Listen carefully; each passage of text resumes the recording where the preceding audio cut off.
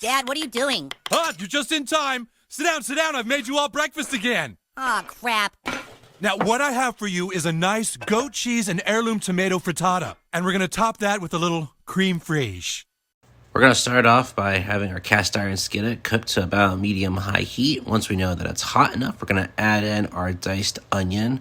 And we're going to mix it all around until it gets to be a nice golden brown color, just like this. So once we have our caramelized onions, we're going to add in some garlic, and we're going to cook until we can smell them.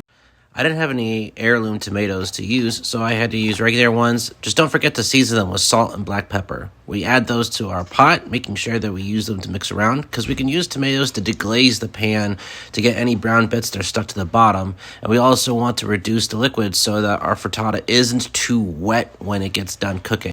Once most of the water is reduced, we then add in our eggs, which we constantly stir and mix around at the bottom of our pan to get everyone nice and acquainted with each other. And then, of course, we add in our goat cheese for our goat cheese heirloom frittata. Now, I probably should have reserved some to put on top so then I can make them nice and brown when I put them into the oven, but I digress. We're going to mix in these goat cheese crumbs until they get nice and submerged inside of our egg mixture. Once everything is nice and scrambled, we're then going to take our cast iron and we're going to put it in our broiler for about 3 minutes or until there is some color that is on the top. While that's going on, we're going to make our crème fraîche, or as Randy Marsh calls it, crème fraîche.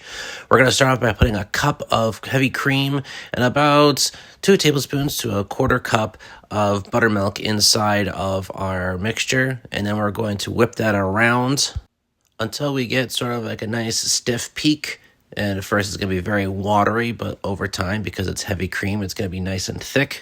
Don't forget to add in some salt to adjust the taste. We're then going to remove our frittata out of the oven, and then we're going to assemble it, and voila, our goat cheese and heirloom frittata topped with crème fraîche. Sorry, crème fraîche. And I also chopped up some chives as well.